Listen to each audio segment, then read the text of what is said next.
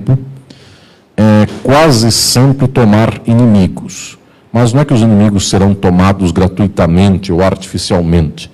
Eles se dão como estrutura social, eles se dão como posição no mundo, eles se dão como momento de combate a tudo aquilo que venhamos a ter enquanto luta já a vida. Dito isto e dito este momento preliminar no qual quero insistir com a importância de pensar o presente, quero falar de mais uma questão, esta aguda, sobre a dor e, ao mesmo tempo, a esperança de um livro como este, que vem a ser esta dor histórica. Em primeiro lugar, em primeiro momento, professor Silvio, querido, alegria, obrigado. Em primeiro lugar, em primeiro momento,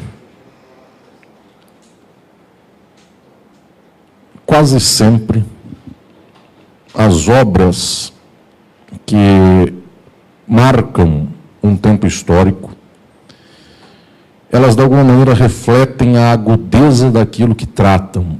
E eu exemplifico aqui na entrada deste livro, Crise e Golpe, o momento de pensamento sobre a crise brasileira, não nos dias de hoje, mas eu exemplifico com algo do passado, que foi o fato de que o golpe de 64 teve, a partir daí, uma série de obras pensando acerca de sua natureza. Em um momento, Florestan Fernandes escreve A Revolução Burguesa no Brasil. Ele pagou o preço por escrever A Revolução Burguesa no Brasil. Foi exilado. Foi para o Canadá, que o recebeu. E um homem aqui de São Paulo, com o pé no chão, como se fora exatamente um tupi, ele vai para a geleira do Canadá, porque o Brasil não lhe aceita, porque escreveu a obra que refletia sobre o que estava acontecendo com o próprio país naquele momento. Os senhores dirão, mas era alguém desconhecido ou sem importância? Não, era o maior sociólogo do Brasil, Florestan Fernandes, homem de gabarito ímpar na história do nosso pensamento, professor da USP. O mesmo ocorreu com Caio Prado Júnior, que, tendo feito as suas obras históricas, quando estoura 64, ele se põe em 66 a escrever sobre a Revolução Brasileira, porque ele percebe que quem faz a revolução no Brasil não é o povo, é o capital contra o povo. Então, o movimento revolucionário é feito para aumentar a exploração do povo, para manter a mesma base e para ampliar esta exploração. Sob essa inspiração destes homens geniais do passado, mas sem nenhuma pretensão de cumprir sua estrada e simplesmente evocando esta memória de Caio Prado Júnior e de Florestan Fernandes, eu entrego aos meus queridos e queridas companheiros e companheiras esta reflexão sobre o golpe presente e a crise presente. Quero estruturar esta fala em 3 eixos, e é assim que proponho no primeiro capítulo de Crise e Golpe. A primeira proposição é de ordem econômica, a segunda é de ordem política e a terceira é de ordem jurídica. Eu quero aqui, senhoras e senhores, explicar aos presentes que anuncio que a crise brasileira se revela com 2 causas determinantes e uma sobredeterminante. 3 causas da crise, 2 delas na determinação social, uma delas na sobredeterminação social. Alguns considerarão estas palavras muito difíceis, mas eu vou explicá-las. A filosofia marxista da segunda metade do século XX, em especial com Althusser, descobriu que a sociedade não é um bloco como se fosse uma pedra só. Quando nós dizemos capitalismo, isso aqui não é um só movimento social, uma só coisa. Althusser expõe nas suas obras, e a partir daí essa descoberta é central, expõe que todas as sociedades, via de regra, têm determinação e sobredeterminação. E o que quer dizer isto? Toda a sociedade capitalista está determinada economicamente, por isso ela é capitalista. Há o capital, e quem não tem trabalha. Isto é uma experiência que uma pessoa com 12 anos de idade, 15, 18 já tem, ele só não sabe o que é isto. Se aos 15 anos de idade o pai dele é rico, ele pode estudar até os 21, 22, 25. Se o pai é extremamente rico, ele pode continuar a vida sendo um playboy. Se aos 15 o pai é pobre, o pai e a mãe já lhe dizem, tem que trabalhar para sobreviver. E ele tem que trabalhar para sobreviver. Esta é a determinação econômica da vida. Quem tem explora, quem não tem é explorado. Muito bem. Somos marxistas porque lemos a sociedade a partir desta determinação produtiva. O capital explora esta massa trabalhadora do mundo e esta massa está sob a ordem, sob o ditame e está sendo explorada por estas forças e relações capitalistas. Quem disser que trabalhador e capitalista são iguais, esta pretensão de alguns de acabar com o direito do trabalho para dizer que o direito civil é que vale porque todos são iguais, não entendeu que não é por desestressar que alguém acorda de manhã e trabalha sob condições as mais subhumanas para outro. É porque, sem isso, não tem a mínima condição de sobrevivência. Não é por alegria, não é porque foi conversar com o seu patrão. Esta é a determinação maior da vida social. Junto com ela, eu proponho aqui uma outra determinação que está muito próxima, porque toda a vida social capitalista, ela se desdobra também numa determinação política estatal. Só pode 1% do mundo ter mais de 50% da riqueza e 99% do mundo ter menos de 50% da riqueza, e menos é muito menos, porque a maioria maior, esta grande maioria, esta maioria imensa do mundo, não tem sequer 10% da riqueza. Existem pessoas que sozinhas têm mais dinheiro que países. No Brasil, tem gente com mais dinheiro que país, que dirá a gente dos Estados Unidos, a depender do país e da pessoa. Essa gente nova por aí, que anda disputando eleições, tem mais dinheiro que países. Muito bem. O agente laranja. Estou dizendo aqui que nesta base, para que 1% tenham tudo, a maioria não tenha nada, a determinação econômica precisa ser imediatamente uma determinação estatal. Por que isto? Porque para que a maioria do mundo, e a maioria, não tome o capital das mãos dessa minoria, é preciso que haja violência contra a maioria. E esta violência não pode ser só do burguês, só do capitalista. Ela tem que ser organizada, e é a violência estatal. Então, os pobres que se levantarem serão presos, levarão um tiro. E quanto mais houver o louvor de que se atire no pobre, mais então está assegurado o capital. Esta é a lógica geral. Existem duas determinações no fenômeno da crise brasileira, e eu anuncio em crise e golpe. Ia dizer Estado de forma política, mas é o novo. A primeira determinação é econômica, esta crise é do capital. A segunda determinação é estatal, essa crise é política, e as duas estão imbricadas.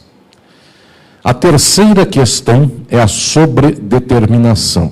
Althusser foi genial quando, na segunda metade do século XX, ele apontou para o fato de que existe uma estrutura muito profunda que nos determina e uma imediata que aparece para nós no primeiro momento e parece ser a única da qual se vê, e nós tomamos como a causa mais profunda, mas ela não é a causa mais profunda. A mais profunda nós, em geral, não vemos.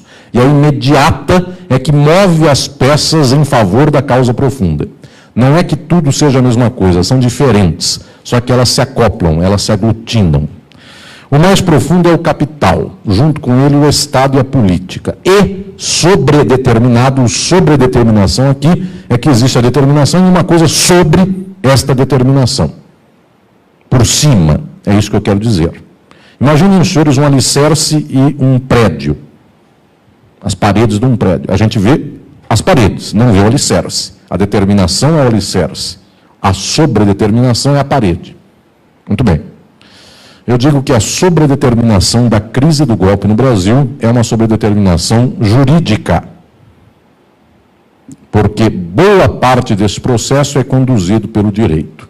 E não necessariamente foi assim. Por isso que é uma sobredeterminação. Até muito pouco tempo atrás, as crises do mundo e os golpes se davam e se resolviam por via militar. E o caso brasileiro foi um caso típico. O golpe foi conduzido pelas mãos militares. Senhores dirão, mas só no Brasil isso aconteceu? Não. Pinochet, no Chile. Um exército contra seu presidente, Allende. Isso ocorre também em tantos e tantos outros países do mundo, nos quais o poder da arma vale muito. Senhores dirão, mas foi só no século XX? Não, no século XXI, do mesmo modo. O Iraque foi derrubado pela arma dos Estados Unidos. Até hoje, muito das primaveras árabes é derrubar, mediante arma de terceiro, aquele que é o Estado e a ordem político-econômica do momento, de tal sorte que nós temos, via de regra, uma sobredeterminação da crise que é militar. Só que agora, no caso brasileiro, nós tivemos uma sobredeterminação que é jurídica. Então, ao invés de saber o nome dos generais, nós sabemos o nome dos juízes. E então, ao invés de saber o nome dos jornalistas acusadores, como Lacerda, em 64, nós sabemos o nome dos membros do MP. E trocamos a sobredeterminação. Esta crise de hoje tem sobredeterminação jurídica. São 3 instâncias da crise e eu quero trabalhar com elas e explicar a todos o desenvolvimento deste crise e golpe. Se se trabalha apenas com um dos termos, se lê de modo frágil e errôneo o momento do mundo presente e do Brasil na atualidade. Não adianta os senhores dizerem para mim que esta crise é simplesmente uma ilegalidade jurídica, porque não é só o direito que fez esta crise, que gerou esse Estado. Eu volto a dizer, o direito é uma sobredeterminação. Tem 2 determinações além da sobredeterminação. São 3 coisas. Não é só uma causa jurídica, porque o direito por conta própria não destrói um país. É muito fraco o direito. Senhoras e senhores que são juristas, não se tomem na conta de um poder absoluto que não temos. O direito é muito pequeno perto de uma ordem social e econômica. Muito pouco. Existe uma causa política e, fundamentalmente, uma causa econômica. Também não digam simplesmente a crise do Brasil é uma crise econômica, porque se eu disser que é uma crise econômica, eu não explico por que tantos países que estão em crise econômica não deram golpe. Existe uma crise econômica, mas ela tem encadeamentos políticos próprios, de tal modo, inclusive, senhoras e senhores, que o Brasil não é igual à Argentina, em toda a sua estrutura de contexto social. Observem, a Argentina está, nesta semana passada, com greve geral, nós não temos. E nós não temos perspectiva de juntar um povo numa greve geral. No máximo, é se dissermos para o povo que temos que matar mulheres, negros, transexuais, LGBTs, aí eventualmente vem uma greve geral contra as minorias. Mas nunca em favor do próprio povo. O povo é muito altruísta, não luta por si, só luta pelos seus patrões. Portanto, é um povo bom, ao contrário do argentino, que em geral luta por si.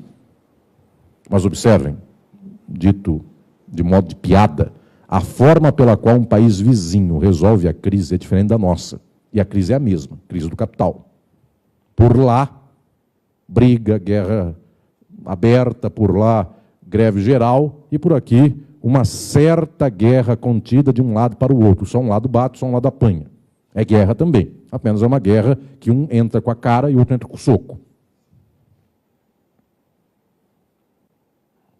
Somos um país cordial, portanto, damos a cara a tapa e ponto final. E esquecemos rápido. Não se pode dizer que esta crise seja só econômica, porque ela deságua em momentos políticos e momentos jurídicos. Também não se pode dizer que é uma crise somente política. Alguns tenderiam a falar assim: a culpa é do governo tal, a culpa é do golpe dado pelo Poder Legislativo. É preciso reconhecer a culpa da política, mas não dizer apenas que isto seja o elemento deste momento presente do país. Estou fazendo essas preliminares porque volto a insistir que se não tivermos a leitura mais alta, mais radical e mais complexa, nós não damos conta de entender o que se passa com o Brasil e com o mundo. Gostaria de dizer que isto é uma crise do Brasil, é crise do mundo. No Brasil se resolve assim. E, por resolução, os senhores já entenderam que não é acabar com a crise, é simplesmente transformá-la em outra coisa, e toda a crise do mundo gera lucro para o capitalismo. Lembrem, toda a crise é muito boa para o capitalismo. Os senhores dirão, mas como é boa se eventualmente uma grande empresa do Brasil fechou as portas? É boa para o capitalismo, porque se uma grande empresa do Brasil fechou as portas, outra comprou em preço barato. Então, se a Caixa Federal, eu estou vendo meus companheiros e companheiras dos bancos aqui, todos os meus companheiros de luta sindical, se a Caixa Federal quebrar, nós dizemos que péssimo para o capitalismo, eu diria que ótimo para o capitalismo. Se a Caixa Federal quebrar, a partir de agora, quem precisar financiar uma casa, não financia mais em banco público, vai para o privado, que cobrará juros de 5 vezes mais, porque só tem ele. Aliás, só tem 2 bancos privados, mais uns pequenos peixes pequenos que orbitam em torno de 2 tubarões. Um tubarão laranja e um tubarão vermelho. Dos 2 sai sangue. Vejam lá, mais uma vez o agente laranja está presente no nosso tempo. Vejam por lá, laranja é o novo preto, já disse alguém um dia. Enfim.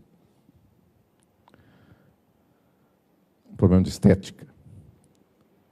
Estou dizendo aqui, minhas senhoras e meus senhores, que nós temos modos peculiares de resolver a crise e todos os modos interessam ao capital, porque se alguém quebra, alguém compra. Imaginem os senhores que a Petrobras vai à bancarrota, quem ganha é a Shell. Então o capitalismo não está em crise. Apenas, agora quero propor aqui às senhoras e aos senhores, certas frações da burguesia perdem para outras ganharem. Não é que sempre todas as frações burguesas ganham. Exatamente a crise é a perda de um lado para o ganho do outro lado. Eu proponho em Crise e Golpe que o momento presente do Brasil seja lido por 2 lutas entre frações de classe. Esta é a minha tese central. Há uma luta entre frações internas no Brasil, produtivas ou de consumo, versus frações que são financistas. Isto é um dilema da crise brasileira. O outro dilema é entre frações nacionais e frações internacionais. Não quero que me tomem dizendo que é um dos 2 apenas o problema brasileiro. Eu quero que guardem que anuncio serem duas as disputas entre frações burguesas no espaço brasileiro. A primeira delas é entre frações burguesas que dependem de mercado interno e as que ganham com a quebra do mercado interno. E aqui se revela, talvez, a dádiva e a tristeza e a decadência do petismo. Quando temos Bolsa Família, quando temos ProUni, temos FIES, o povo consome. Então, as lojas, então o comércio popular, então a televisão, a cama, a geladeira, tudo isso vende. Meus colegas daqui, alunos das faculdades, graças ao ProUni e FIES, abriram vagas em todos os lados para cursos de ensino superior. Pegavam um galpão, colocavam uma parede, abriam uma sala de aula. E senhores dizem, mas é só isso? É só isso mesmo. Enfim, basta isso, e a pessoa enrolava por 5 anos, tem um diploma. Muito bem. Com isto, muita gente ficou rica montando faculdade. Foi um negócio capitalista. No entanto, vejam por lá, esse negócio, muitas vezes financiado pelo governo federal, não passava tanto pela mão dos bancos, e eventualmente os bancos gostariam de ter gente estudando, comendo na mão dos bancos. E é preciso quebrar, então, o financiamento estatal da educação, e aí os poucos que vierem a fazer faculdade a partir de agora, melhor ter 15% do que tinha antes, passando por um banco privado, do que ter 100% passando pelo Estado. Porque quebrando de 100 para 15, os 15 já são do banco. Ou seja, a crise do capital interessa a uma fração nacional do capital contra outra. Porque quem vendia diploma, e tecnicamente o nome é esse, paga e depois de 5 anos tem um diploma, 5, 4, 3, ou diploma à distância, é uma espécie de Instituto Universal Brasileiro, bem universal, o tempo da educação presente do Brasil. Esse momento presente da educação quebra o empresário da educação, só que facilita o banco. Os senhores vão dizer, e por que o empresário da educação bateu panela para quebrar o seu próprio negócio? Porque ele, como todas as pessoas, lê em uma revista por semana que sai ao domingo.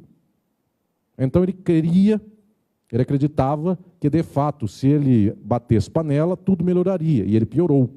Porque mais inteligente do que o dono da faculdade é quem tem todo o controle do capital na mão e sabe que, quebrando a empresa, o banco compra. Este é o primeiro momento de disputa entre frações de classe.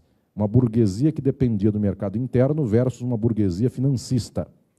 É versus em termo, minhas senhoras e meus senhores, porque boa parte daquilo que é o mercado interno já estava nas mãos do próprio capital financeiro. Então, é preciso matizar um pouco isto, na medida em que esta estruturação da disputa entre frações de classe não é tão simples assim. Observem, do outro lado, eu não posso me esquecer disso, nós temos o agronegócio, que pouca importância dava para coisas como vender televisão ou vender cama nas Casas Bahia. Porque o agronegócio vende soja, carne de boi ou de frango para o exterior. Se o brasileiro passa fome, se o brasileiro faz faculdade ou não faz faculdade, pouco interessa esse capital. Nada interessa esse capital. De tal sorte que estou dizendo aqui a todas e todos que nós temos uma aliança muito improvável em algum momento entre frações burguesas brasileiras financeiras e frações agrárias. E elas não têm nada a ver uma com a outra. Não tem nada a ver cheque cruzado, DOC bancário, depósito em conta, com boi. Mas aconteceu deles se juntarem contra outra fração do capital brasileiro. E aqui é uma disputa de frações mesmo de classe. O que ocorre é que qualquer disputa de fração de classe ganhará a fração mais forte. Isso eles já entenderam que se provou que entre agricultura e finanças versus indústria e comércio ganhou o banco e ganhou o agronegócio e perdeu a indústria e perdeu o comércio. O pato da Fiesp murchou totalmente e eles fizeram um pato para que o pato voasse. Então, em geral, é uma leitura muito, inclusive, eu diria, burra do quadro social. Isso não pode a burguesia ser burra, via de regra, é tão burra quanto o povo. Porque os senhores já imaginaram que eu xingar a burguesia apenas, via de regra, uma sociedade como a nossa é burra no geral. Não sobra quase ninguém. E quem achou que sobrou é mais burra ainda, porque também não sobrou. Não queiram ser herói, porque sobrará para os senhores e senhoras. Muito bem. Esta é uma disputa central da crise brasileira, entre frações internas do capital. E ganharam duas contra duas. Ganhou a agrícola, ganhou o agronegócio e a financeira contra a outra ala, que muito pouco esteve representada politicamente, que é da indústria e do comércio. Agora eu quero falar de outra disputa, que envolve todas essas áreas, só que em outro recorte. As frações do capital nacionais e as frações internacionais. O strike é perfeito. Então, frações nacionais do capital, estas que faziam navios no Rio Grande do Sul, na cidade de Rio Grande, no porto de Rio Grande, foram todas desmontadas em favor de navios que vêm da Coreia. Quem fazia coisas para o pré-sal aqui no estado de São Paulo ou no estado do Rio de Janeiro, toda essa gente perdeu sua indústria, porque a partir de agora o pré-sal é da Total, ou é da Exxon, ou é da British Petrol e qualquer uma das internacionais que pegaram petróleo. O resultado, existe efetivamente uma disputa entre frações burguesas nacionais e internacionais.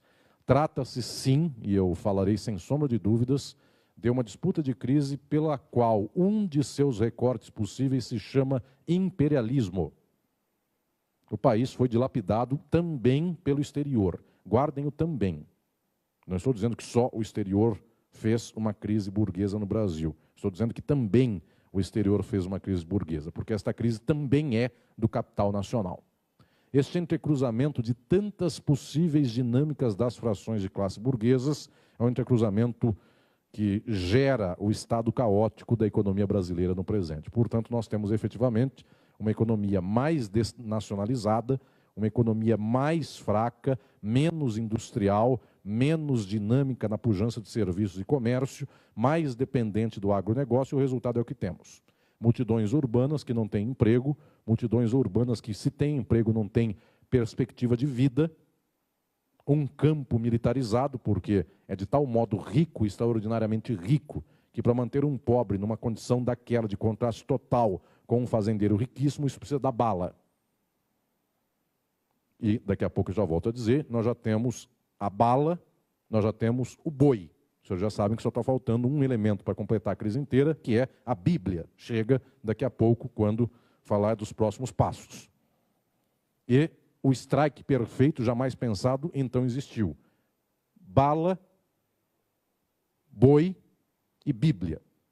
É algo inimaginável, e tudo isso acontece no nosso tempo presente. Chifre de vaca, de boi e parábolas e ensinos de Jesus, todos se juntam em favor do extermínio dos pobres.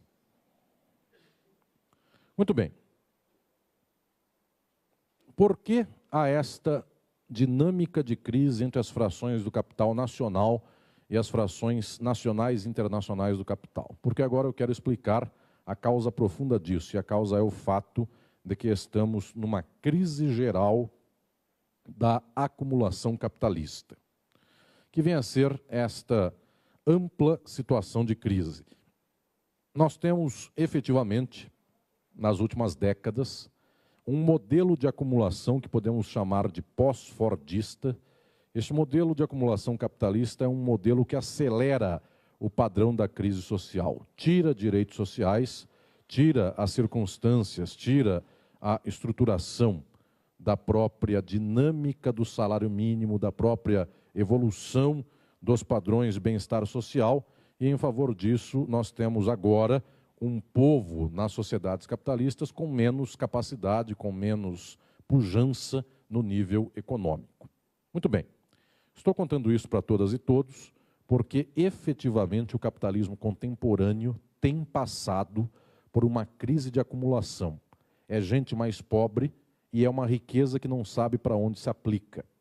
Esta riqueza que não sabe para onde se aplica vai cada vez mais tentando concretizar o lucro, tentando materializar a dinâmica econômica em empresas que se pegam de graça, em dificuldades de vender e, portanto, por causa disso, tendo que fazer uma espécie de roubo de coisas como petróleo. Toma-se um país como o Iraque, pega o petróleo inteiro do Iraque, quebra-se um país do lado para pegar a sua indústria. Tudo isso é uma dinâmica muito típica da política em tempos de crise de acumulação. Guardem, minhas senhoras e meus senhores, nós vivemos efetivamente tempos de crise de acumulação geral do capitalismo.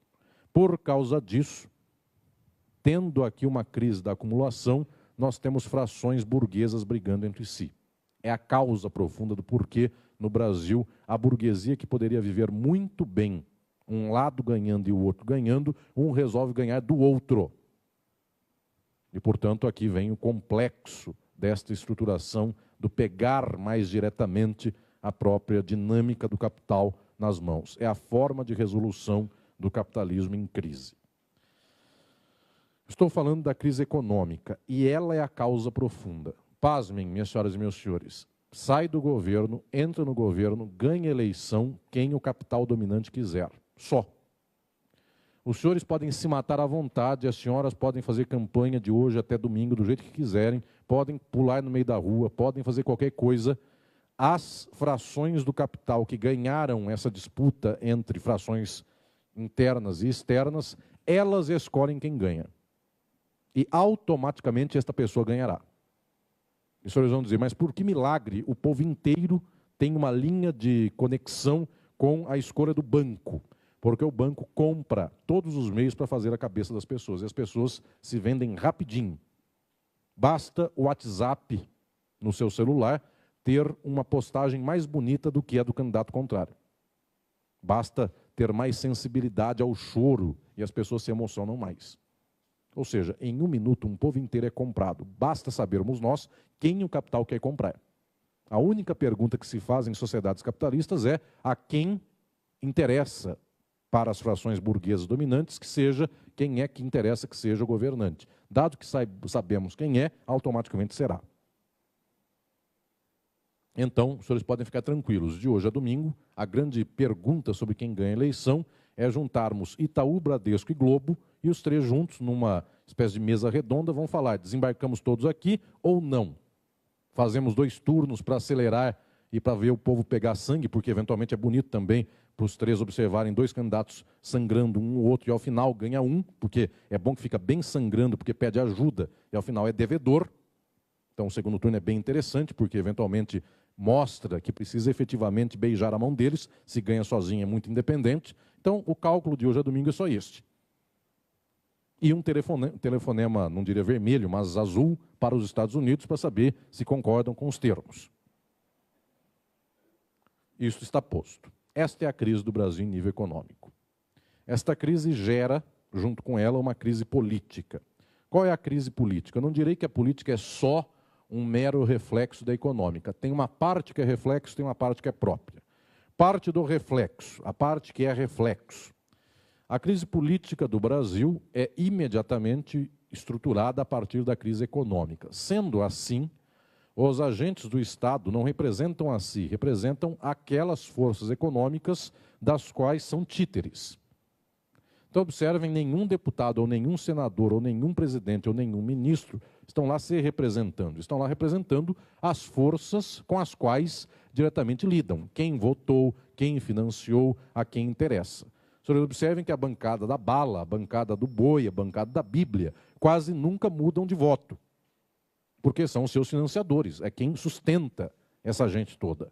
Então a política é muito reflexa do nível econômico. A determinação econômica gera quase que imediatamente uma determinação política. Nós já sabemos de antemão quais são as peças em jogo. Eventualmente a política é diferente, ela é chocante, quando alguns movimentos políticos e quando alguns agentes políticos podem servir para dois senhores. Há dois senhores. Observem, não há nenhuma dúvida de que, nesta eleição de agora, um dos polos que pode ganhar a eleição serve ao grande capital financeiro internacional neoliberal.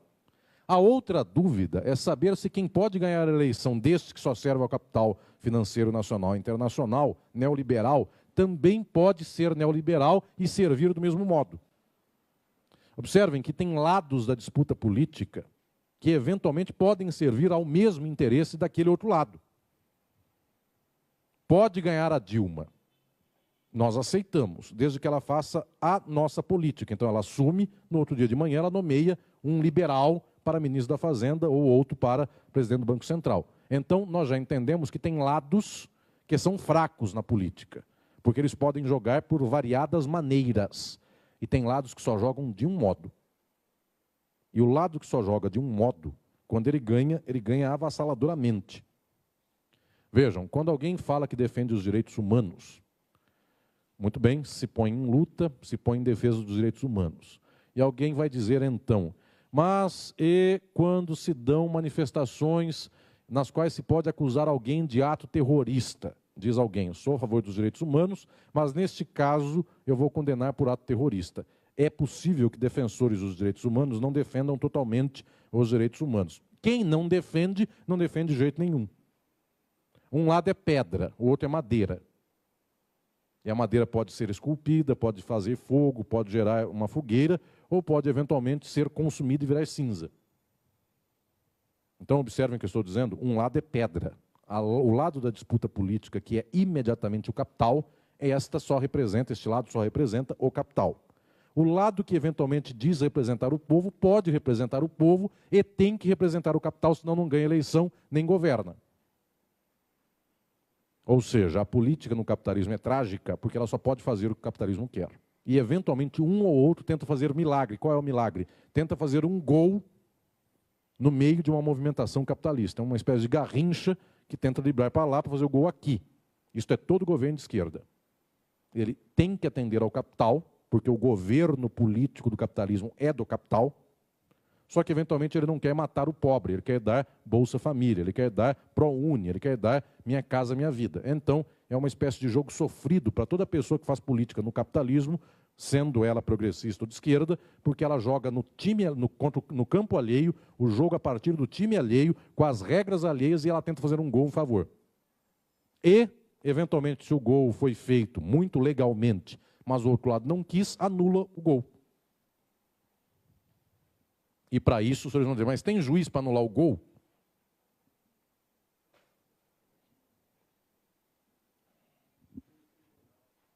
Está cheio de cartão vermelho e amarelo por aí à disposição. E apito. Muito bem. Então, minhas senhoras e meus senhores, observem o que eu estou dizendo. Esta crise tem uma imediata derivação da economia na política. Os lados estão postos. A crise do capital tem as suas vertentes e as suas frações. A pergunta é, quem representa politicamente a fração do povo? Quase ninguém. Praticamente ninguém. Nós não temos mais sindicatos sendo representados, temos muito pouco de sindicatos sendo representados politicamente. Nós não temos movimentos sociais, muito pouco sendo representados. O povo não quer mais representação de quem o defenda. O povo quer a representação de Jesus. Então, todos os que forem de Jesus defendem o povo. Isso quer dizer, roubam o povo e batem em transexuais. Mais ou menos nesse cardápio, roubar o povo e bater no transexual, o povo está feliz. Porque desde que bate nos outros, desde que bata no negro, desde que acabe com cotas, desde que acabe com essa gente que quer se afirmar como feminista, então já está bom. É preferível morrer sendo machista do que ter dinheiro tendo que aguentar mulheres sendo feministas. Assim tem sido uma certa lógica geral de muita gente. Isso é uma tragédia. Eu estou fazendo uma ironia aqui para observarmos como vamos. O fato é que o povo não tem uma clara dimensão de qual é o peso político que lhe interessa, qual é a direção política que lhe interessa, enquanto o capital tem claramente todas as hipóteses em campo. E se o candidato diretamente do capital perde a eleição, o que ganha e que não é candidato do capital, ou que não é diretamente do capital, em 1 minuto será candidato do capital. De que jeito? Basta forjar uma crise antes de assumir o cargo. Aí então esse candidato assina uma carta aos brasileiros, se comprometendo a cumprir tudo que o capital quiser. Ou seja, o capital nunca perde. Ou ele tem um amigo do peito, ou ele tem novos amigos. O que eu estou dizendo aqui é que sempre a política é do capital. Esta é a tese que não é só do Crise e Golpe, essa é a tese que eu anuncio no meu livro Estado e Forma Política, que havendo capitalismo, a forma política estatal existe e o Estado é capitalista.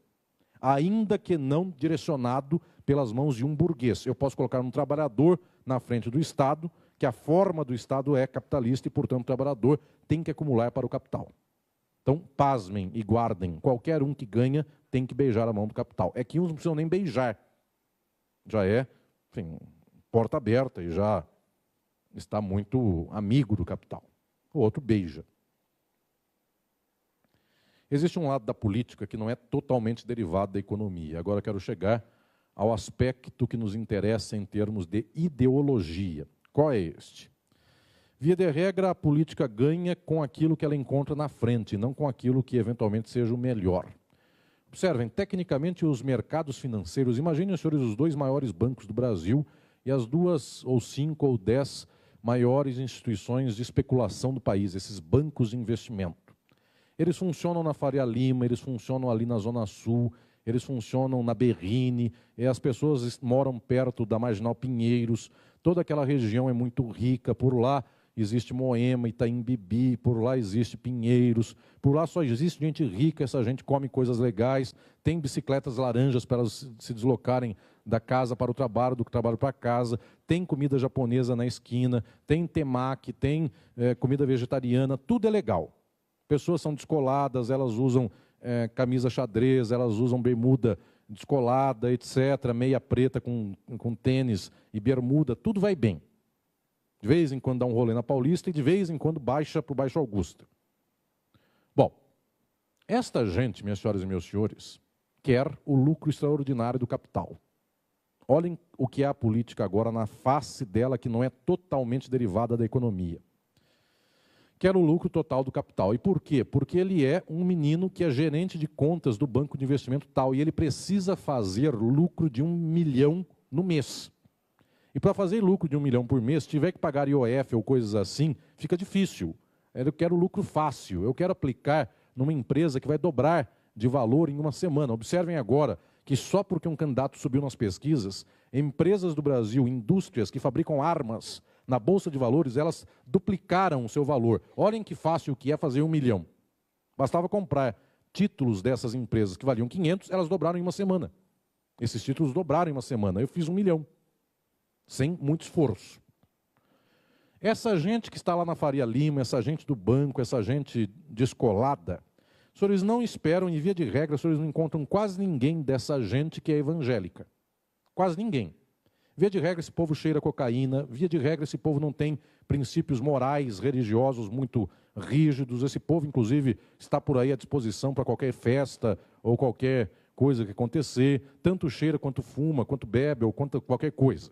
Muito bem. Por algum milagre divino, essa gente encontrou a bancada da Bíblia, que prega que não se cheire, que não se fume, que não se faça amor, que não se faça nada, que se aguarde o dia do casamento, que no casamento só faça para procriar, que Deus criou Adão e Eva e não Adão e Ivo, e todas as frases que os senhores conhecem bem, Deus criou macho e fêmea e coisas mais. Por que milagre divino, um menino da Faria Lima que está cheirando pó às 6 da tarde porque não aguentou não fazer 1 milhão naquele dia de lucro e não acha que a vida tenha muita razão de ser e desce depois de cheirar pó para comer temaki, por que razão esse jovem tem alguma ligação política com a bancada teológica? Nenhuma razão, apenas que se encontraram, e agora é um elemento que anuncio aqui em Crise e Golpe, que é o fato de que, filosoficamente, existe um encontro na determinação social. O que isso quer dizer? As coisas estão postas. Só que para eu ter mais lucro, eu encontro os melhores meios de fazer esse lucro. E, por um acaso, um dos meios melhores é falar para o povo, que será explorado por mim se eu fizer o lucro de 1 milhão por dia. Esse povo acaba ficando pobre. Para que esse povo aguente a pobreza, é melhor que eu diga para o povo que o povo é pobre, porque os travestis estão aí. E os travestis estão contaminando o país. Ou, então, nessa infame e maldita fala destes candidatos, os viadinhos estão aí e estão acabando com a família brasileira. As lésbicas, as prostitutas ou algo assim. Muito bem, então, por causa disso, observem o genial. Para eu manter um povo inteiro, muito bem instrumentalizado em favor do capital, eu digo a esse povo que Jesus está sendo muito perseguido e muito maltratado porque a marcha das vadias está acabando com a imagem de Jesus, porque existe parada LGBT que quase está no nível da parada de Jesus, não sei o nome que tem, a Marcha de Jesus. Muito bem, tem sempre mais gente na Marcha de Jesus do que na Marcha LGBT, mas já estão quase chegando lá. E de vez em quando tem um ou outro que vai nas duas, mas aí é por sacanagem, né? Que devia escolher uma das duas para ficar. Bem, o que eu estou dizendo é que no Brasil houve um encontro muito impressionante entre um povo pobre, explorado e sensibilizado pela via da religião. A religião cada vez menos católica, cada vez mais evangélica. Cada vez menos de religiões afro-brasileiras, cada vez menos da Umbanda, do Candomblé, cada vez menos espírita e cada vez mais evangélica neopentecostal. Neste encontro, eu não quero dizer que só um lado seja conservador, porque o conservadorismo está bem esparramado em todas as religiões, não está faltando uma aqui para ser representado no panteão de conservadorismo, bem como também há muitos evangélicos pentecostais, neopentecostais progressistas. Não estou aqui fazendo totalização de um lado contra o outro, mas o fato é que nós estamos mudando o perfil religioso do país. O país de 40 anos atrás, que era o país do carnaval, o país do balacobaco, já não tem mais jeito de ser hoje o país do carnaval. O povão pobre já não usa mais biquíni, porque a religião não permite. Ou seja, efetivamente o país se tornou mais conservador em termos de costumes. Este conservadorismo nos Estados Unidos, a lógica não foi criada no Brasil, nos Estados Unidos se descobre que a melhor forma de eu instrumentalizar o povo para quebrar os direitos sociais do povo é alinhar este povo com o neoliberalismo e dizer: precisamos acabar com o Estado, porque o Estado fica impondo coisas como educação sexual de crianças. Então, se eu lutar pelo fim do Estado, eu lutei pelo fim de tudo isso. Quer dizer, educação sexual de crianças, ideologia de gênero, essas coisas que são ditas por aí pela boca de terceiros. Por causa disso, junto com a mesma bacia, vai a água da intervenção do Estado na economia, dos direitos sociais, dos direitos trabalhistas, da proteção sindical e da proteção das minorias. Se eu acabo com uma coisa, eu acabo com todas. E vejam, meus prezados, nós descobrimos o nível dos afetos e das sensibilidades das pessoas.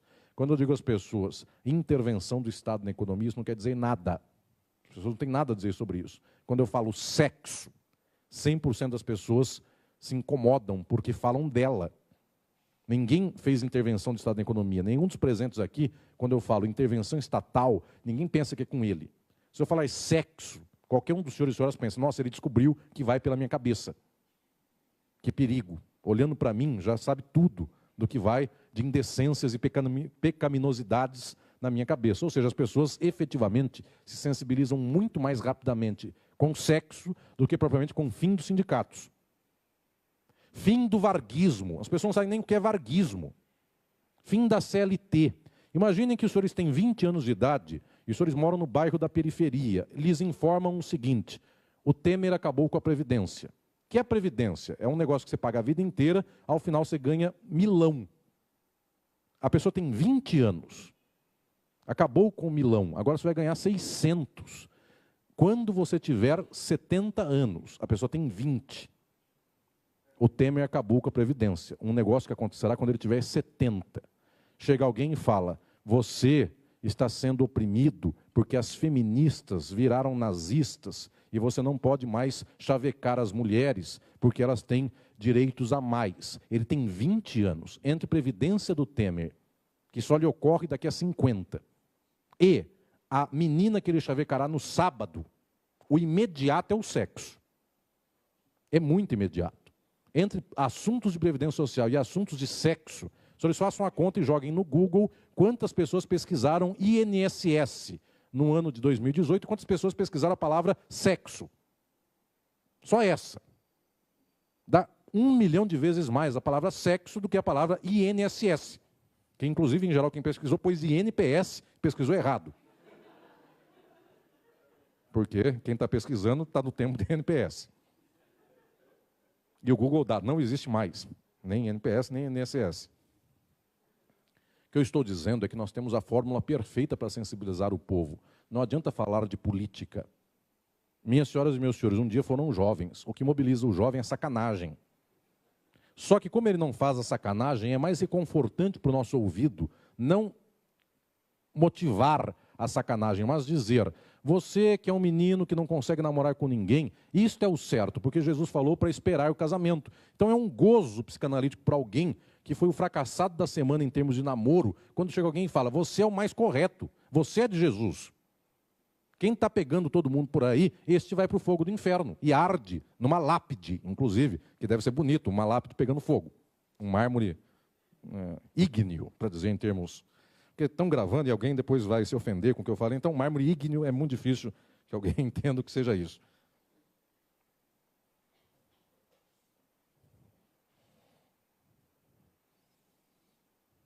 Uma vez, uma colega minha, professora, falando com um diretor de faculdade, disse assim, o senhor fala muitas estultices. Ele falou, obrigado.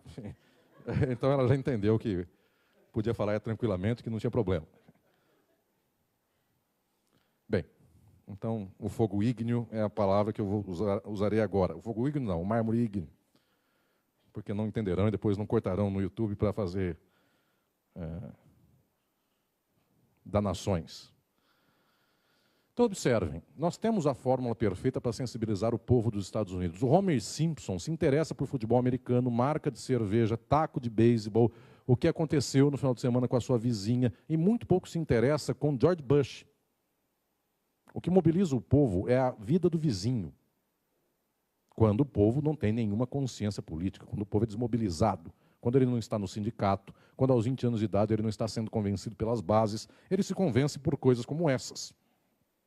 Quando a ameaça dos travestis ronda a alma de um jovem de 20 e poucos anos, que ele saiu com uma mulher que é um traveco, na forma preconceituosa pela qual ele se exprime nesses termos. Então, se vem alguém e vai dizer que não haverá mais os transexuais, nem as travestis, já resolve o problema dele.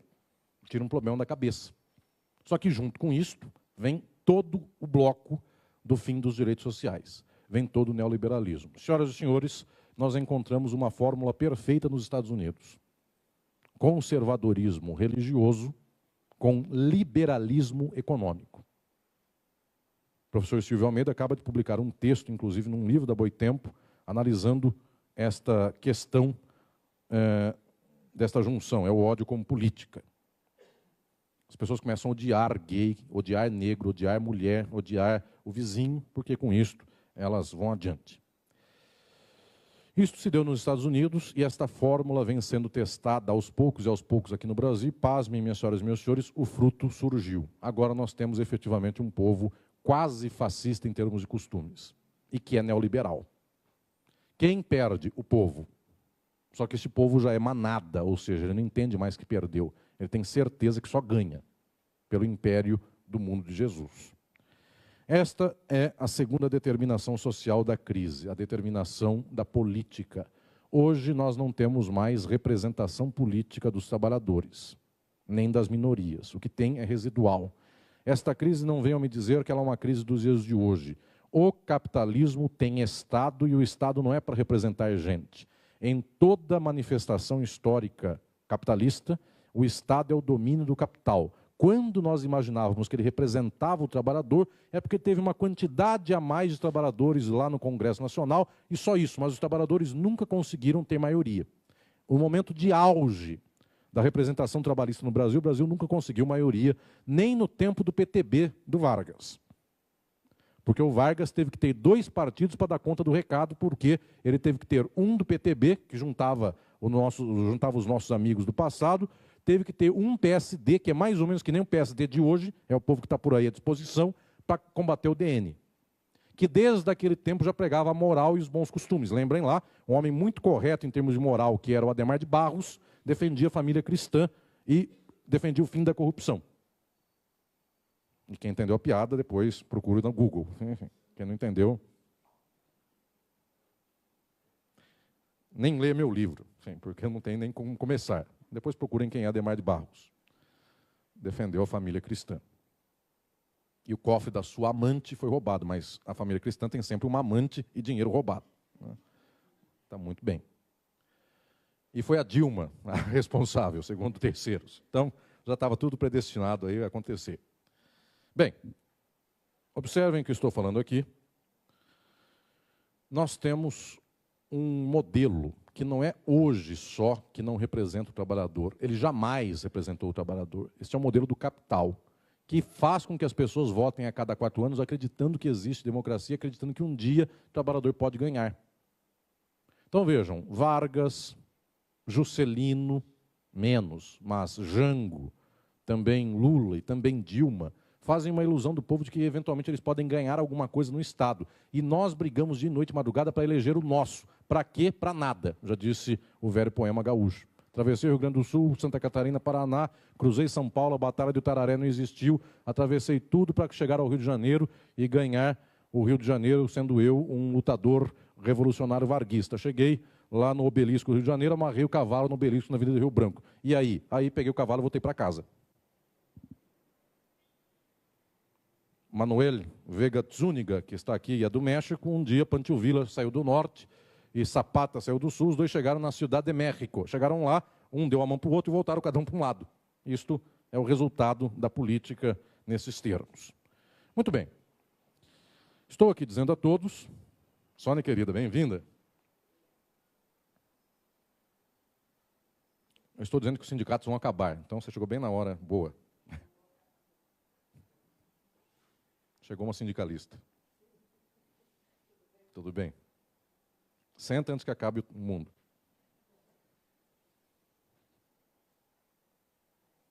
O FBI vai tacar uma bomba daqui 10 minutos. Então, entra tempo que vem morrer com a gente.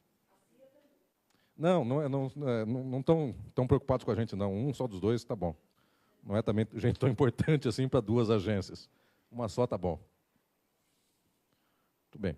Isso aqui vai ser um Jim Jones da esquerda, se isso acontecer. Vamos todos rapidamente para o lado de lá. Estou dizendo aqui, minhas senhoras e meus senhores, que o quadro da economia encontra a política e sempre esse quadro é do capital, ainda que não seja burguês. Esqueçam, enquanto não sairmos do capitalismo, não tem política dos trabalhadores. Isto eu anuncio em Estado e forma política, estou anunciando em Crise e Golpe. Tudo que temos aqui é administração do capital, apenas de vez em quando, não diretamente da mão do capitalista, que é o que se dá quando, de vez em quando, ganha um pobre, um trabalhador, uma mulher, um negro, um LGBT, mesmo assim, que não sejam do capital diretamente, porque tem muitos que são. Muito bem. Agora eu chego ao terceiro momento. É o momento do direito. Existe uma intersecção entre esses dois momentos que são ocultos, porque entenda o que eu estou falando. Até agora, tudo o que eu falei a gente entende, mas não é explícito. Até agora eu falei de crise econômica. Ninguém vê direito isso. As pessoas falam, estou sem dinheiro, estou desempregado, minha vida está uma desgraça, não tenho dinheiro para pagar a Unimed. Muito bem, mas ninguém entende que é crise do capital, crise da acumulação. Não está explícito para o olho das pessoas. Quando eu falo em crise da política, que tem uma junção incognoscível entre a Faria Lima, onde está o mercado financeiro, e o Brás, onde estão as igrejas que representam Jesus. Jesus tem uma certa predileção por fazer igrejas no Brás, Templo de Salomão, Deus é amor e outros mais. Deus prefere o glicério. De todas as terras do Brasil, ele escolheu o glicério para botar as suas sedes, que é uma boa escolha, né? Estou elogiando o glicério, não estou, antes que achem que é uma ofensa, enfim, um baita lugar. Procurem depois no Google, quem não é de São Paulo que está vendo esse vídeo, é muito bonito. General Glicério, o Marcos Alcir lembra dele de outro século. Não que o Marcos Alcir seja de outro século, ele estudou história, só isso. O Marcos Alcir é um jovem. Não, só jovem.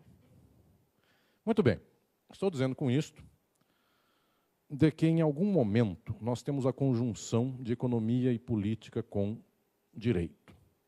A economia ninguém vê imediatamente, a política ninguém vê imediatamente, porque ninguém percebe que mercado financeiro se acoplou com a igreja.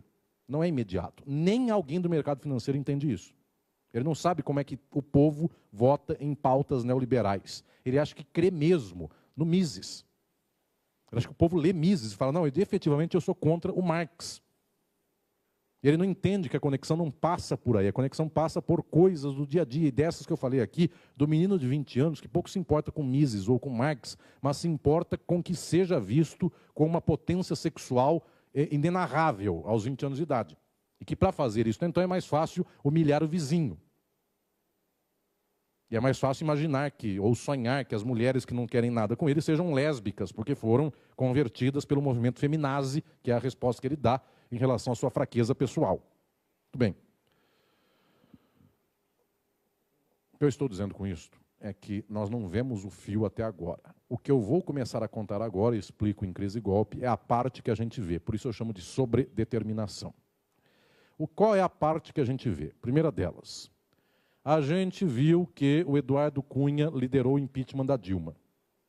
E a gente viu que no dia da votação de impeachment, 300 e tantos deputados puseram a bandeira do Brasil e louvaram a sua mãe, seu irmão, Deus, meu filho chamado Enzo, porque certamente se nasceu há pouco tempo chama Enzo, minha filha chamada Vitória, Valentina ou Ana Letícia, e ao louvar todos os seus filhos com o nome da moda, os nomes são mais ou menos esses.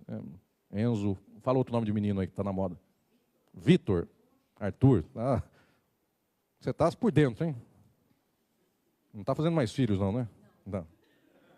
O próximo seu se chamará Arthur. Bem, o Marcos Alcir está olhando com espanto o que eu estou falando aqui.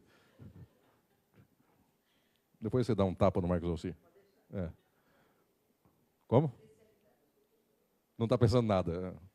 Muito bem. Essa gente, observem o que eu vou falar aqui, que votou no dia do Congresso Nacional, essa gente a gente percebeu como é. Elas defenderam o fim da corrupção, elas defenderam que o PT fez um esquema para tornar o Brasil uma nova Venezuela. Tudo isso o povo entendeu. Um dia depois, o marido da deputada foi preso, a deputada que votou contra a Dilma, mas isso já não está muito na conta, porque a pessoa só viu aquele dia, não um dia depois. Depois, uns 2 anos, descobriram que o helicóptero voou e caiu, e o helicóptero era um helicóptero também suspeito e com problemas. Depois, teve gente que virou pó, e etc. e tal. E a política foi andando desse jeito. Muito bem. Com isto, nós começamos a observar que o microcosmo da política é o único que as pessoas têm em conta. De vez em quando alguém diz, esses que tiraram a Dilma do poder também não vão presos. O povão mais ou menos já entende hoje que é como o final de semana agora, ninguém pode ser preso, então é como se a gente fosse tucano. Por quê? Não seremos presos no final de semana. O povão mais ou menos entendeu isto, já tem mais ou menos isto em conta. O final de semana como ave. Enfim, meu bico ficou longo. Minha pluma amarela, azul, melhor dizendo. Esta é a política que se vê. E agora chega o elemento da sobredeterminação, o direito. O que se vê do direito? Em primeiro lugar, o combate à corrupção. Bandeiras de combate à corrupção sempre foram, historicamente no mundo, as bandeiras conservadoras contra... Não sabia que era móvel. Aos poucos vou descobrindo os espaços. Nós temos, historicamente, bandeiras anticorrupção como bandeiras que são postas contra quaisquer políticas sociais que sejam progressistas.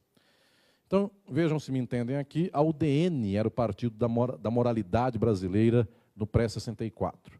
E toda a anunciação da UDN era que Juscelino Kubitschek comprou um apartamento à beira-mar no Rio. Bem como a nova UDN anuncia que o Lula comprou o triplex. Este clamor da corrupção é a política e o direito na sua face mais tosca. Por que isto? Porque quando as pessoas não conseguem entender a complexidade da política, elas resolvem como se fora um problema de corrupção. Por que passo fome? Porque os corruptos roubaram dinheiro. A conta da corrupção no Brasil dá de 2% a 3% da economia brasileira. Bem alto. Se tomarmos a conta bem alta. 2% a 3% quer dizer que os 97% restantes são dominados pelo capital.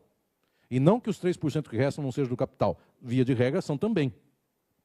Porque ninguém é corrupto sendo o povo. Quem é corrupto é a empresa, o grande político, etc. e tal. Então, é 100% do capital. Isso é investido na forma de capital.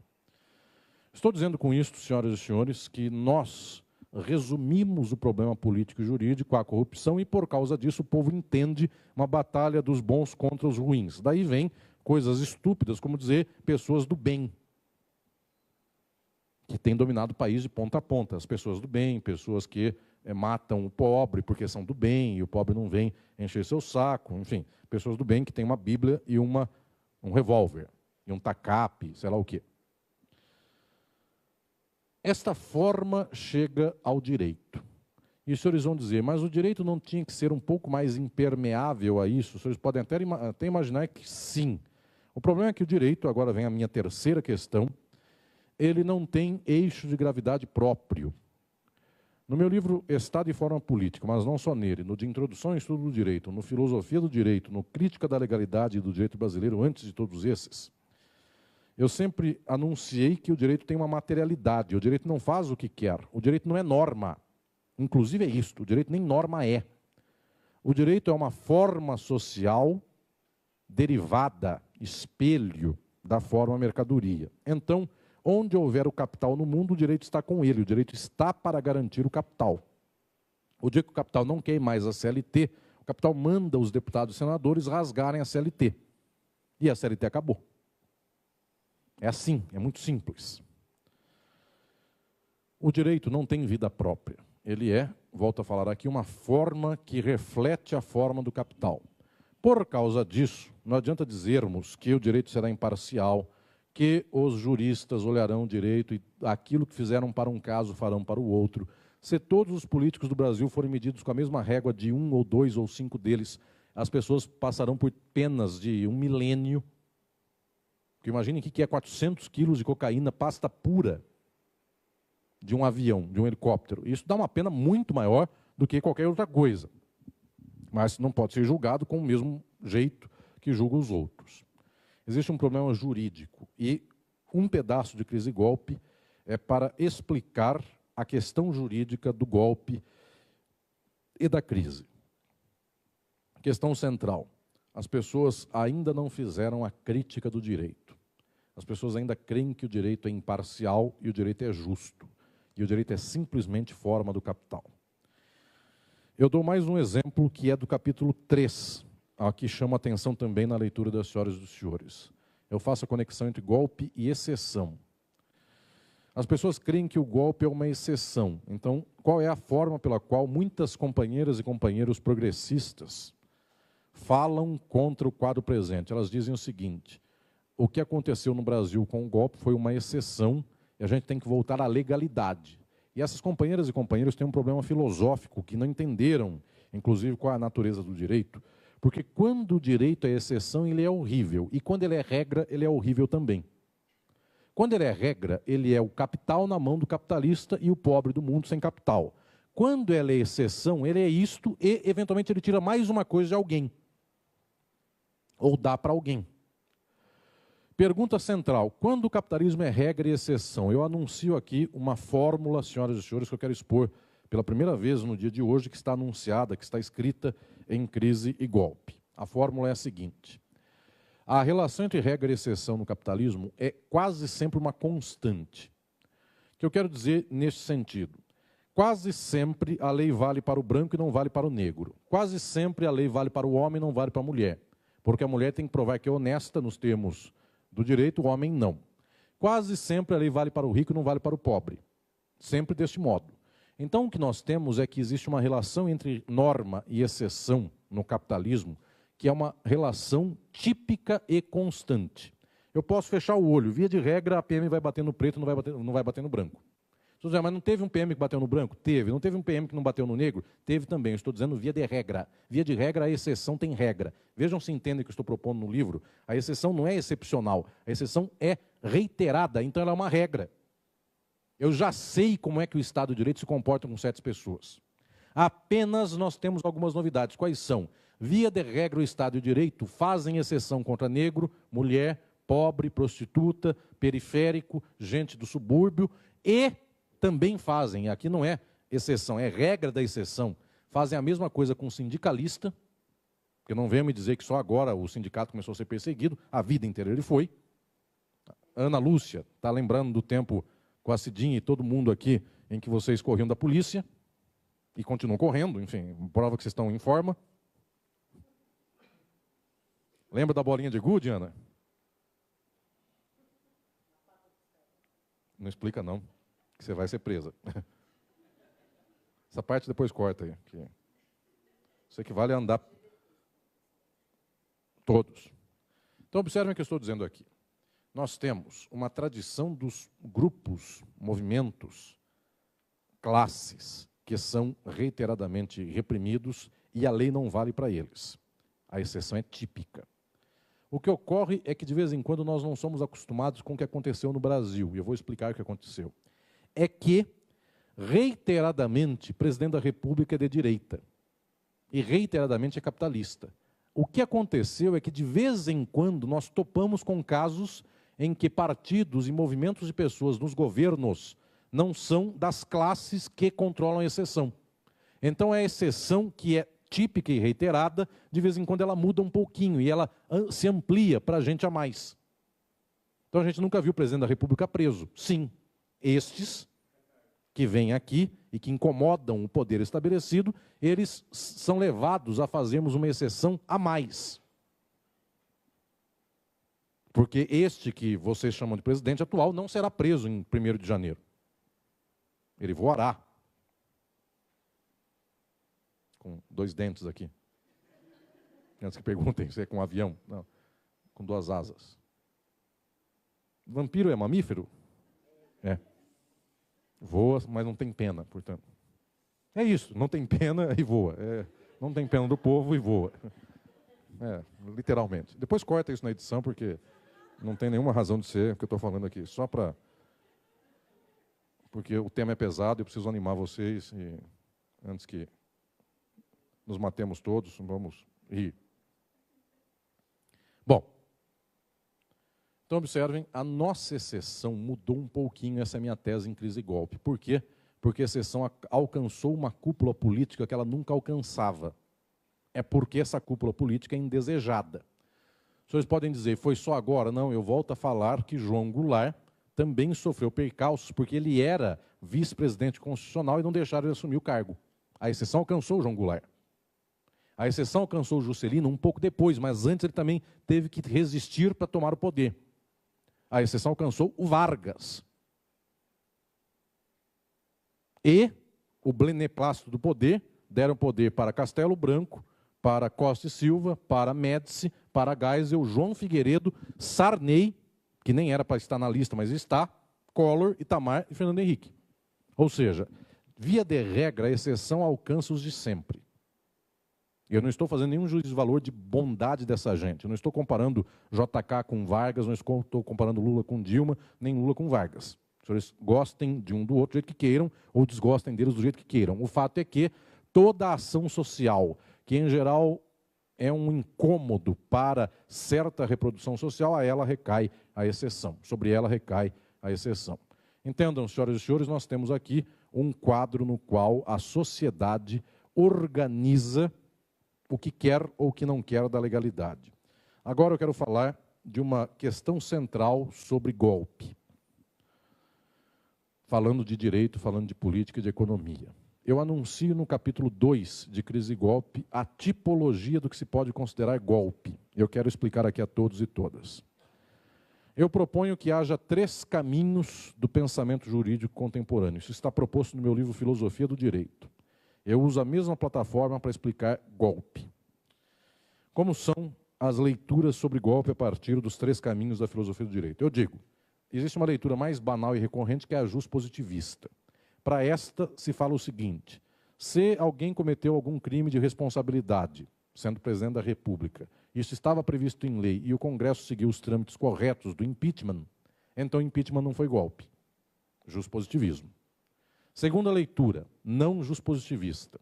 Não pensa a norma, pensa o poder. Neste caso, nesta leitura não juspositivista, houve um golpe, porque nós tivemos um povo que votava com o PT por várias eleições, que deu mais um mandato para Dilma, e de repente toda esta lógica política foi tirada, e o povo não votou numa plataforma neoliberal, e de repente ela veio com tudo. Eu já sei que o senhor não dizer, mas a plataforma do PT é neoliberal. Sim, mas não desse jeito, não com essa modulação. Essa veio por golpe.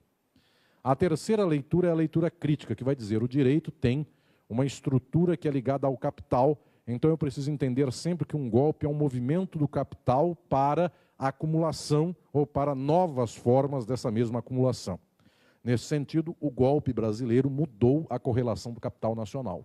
Efetivamente, perdeu a Petrobras, perdeu a Caixa, perdeu o Banco do Brasil, perderam as empresas nacionais tais e quais e ganharam outras, o mercado financeiro nacional, o agronegócio e as empresas internacionais.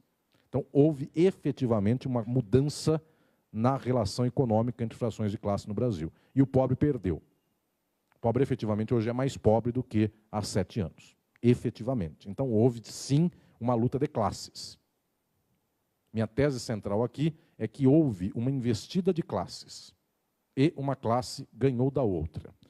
Observem, eu também falo isso com muita especificidade no livro. Alguém vai dizer, mas quem ganhou com o golpe? Que classe ganhou da outra? A classe burguesa ganhou da classe trabalhadora. Isso é o óbvio. E alguém vai dizer, mas antes já não era assim? E é uma obviedade, sim. E alguém vai perguntar, como é possível falar de golpe se uma classe já ganhava da outra, ela continua ganhando, e por que mesmo assim eu falo de golpe? Por uma razão, agora é a leitura crítica, das 3 é a mais alta. Eu digo por lá, em Crise e Golpe, que ainda que uma classe domine a outra, ela pode ser esta outra dominada. Tiver deslizes na resistência ou na luta, ela pode dominar ainda mais, proporcionalmente. Então, entendam, sempre a classe burguesa ganhou e dominou os pobres, a classe trabalhadora, sempre. Só que essa classe trabalhadora, há 70 anos, há 75, tinha CLT, tinha Previdência Social, tinha umas coisinhas como estas. O custo do salário no Brasil é milão.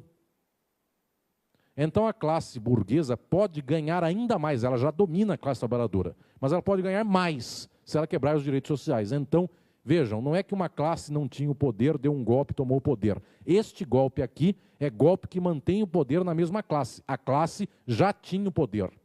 O que ela fez foi uma majoração do seu poder.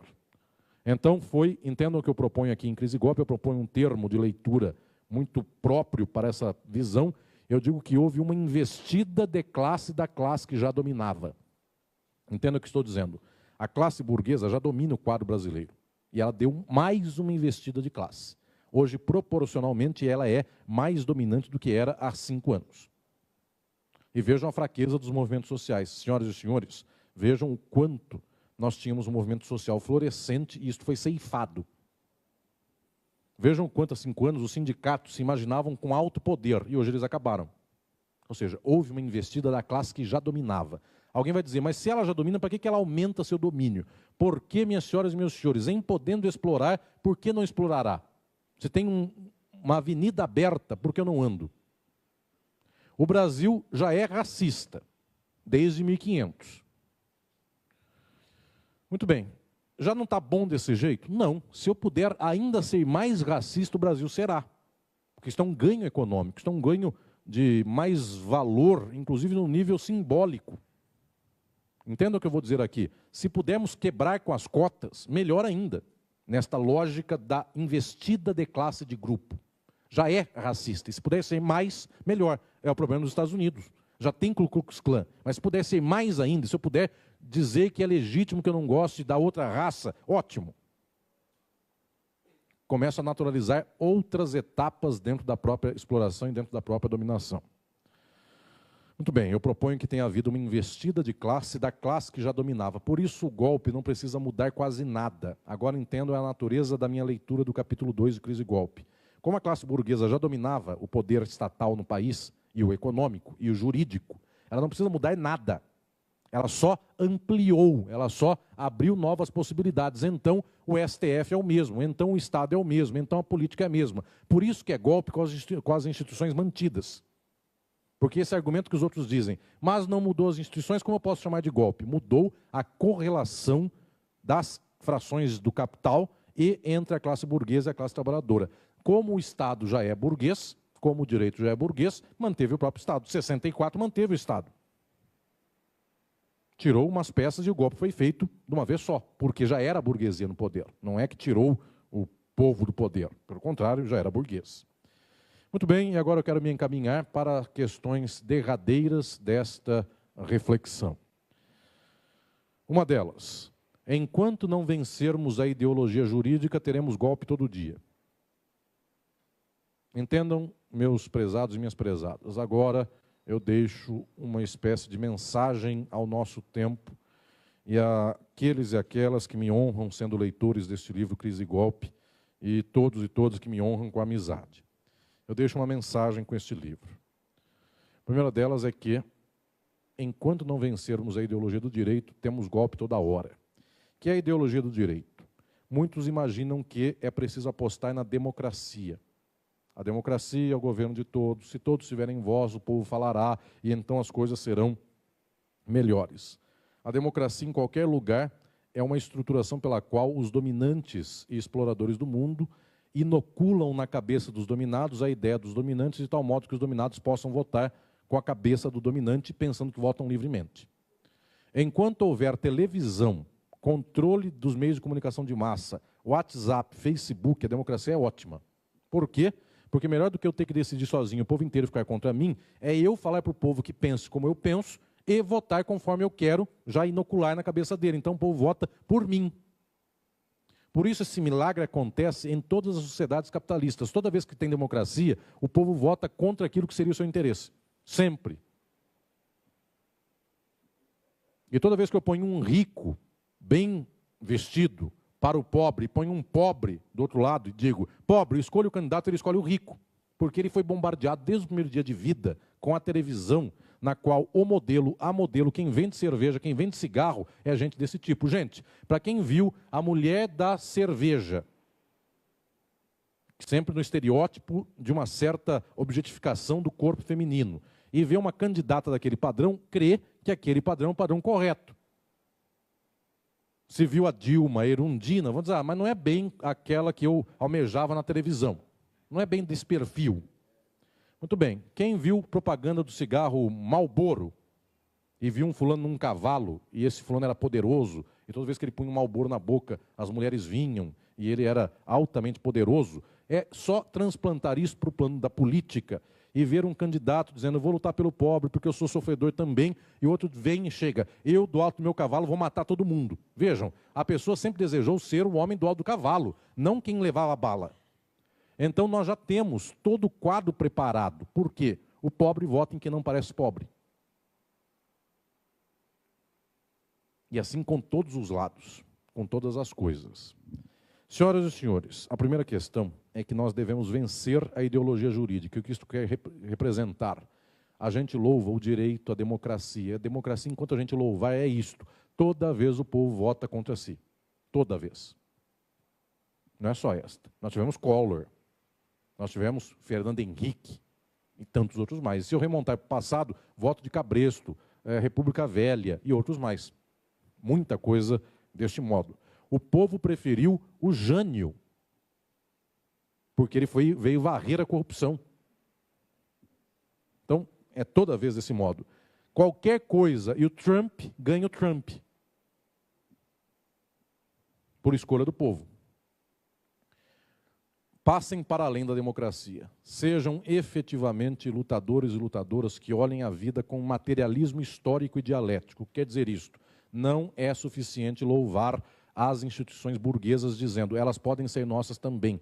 Tirem do mapa as instituições burguesas. A democracia é uma forma da burguesia. Só. 2, tirem do mapa a ideia de que o direito será um dia imparcial e justo. O direito é uma forma do capital. Risquem. Risquem do mapa republicanismo. Quem nomeou o STF que tirou o PT do poder? O PT. De qual jeito? Nomeou um porque ele não tinha compromisso político nenhum, então era um técnico. E o outro, técnico também. E a outra, técnica. E a outra, técnica também. De técnico em técnico, temos um conjunto de técnicos em tirar o povo do poder. Tudo isso graças ao republicanismo. Então entendam, meus prezados, o que eu estou dizendo aqui. Nós temos que vencer esta etapa, nós temos que vencer esta discussão que fala ser imparcial, eu estou aqui e estou pensando que o povo será conscientizado. Esqueçam a conscientização simplesmente nesse nível. O que nós temos que ter é efetivamente uma investida junto com o povo para que o povo tome o poder nas mãos. Queridos e queridas, esta é a introdução que faço das reflexões de crise e golpe. Junto com isso, existe uma série de outras reflexões pesquisando sobre o capitalismo contemporâneo e suas crises, a forma pela qual a geopolítica do golpe e do direito se dá na América Latina e nos países do mundo, também uma pesquisa sobre como se dá a estruturação da política no Brasil atual, e o último capítulo do livro é a minha conhecida, porque muitos já leram, e esse texto está traduzido para outras línguas, inclusive, a minha Carta sobre o Socialismo, que escrevi no ano de 2014, sobre aquilo que se pode pensar a respeito da luta socialista nos dias de hoje. Eu quero dizer com toda a sinceridade, meus prezados e prezadas, eu os entendo e as entendo quando nos dias atuais nós estamos chorando ou lutando pela disputa eleitoral da semana. Eu entendo.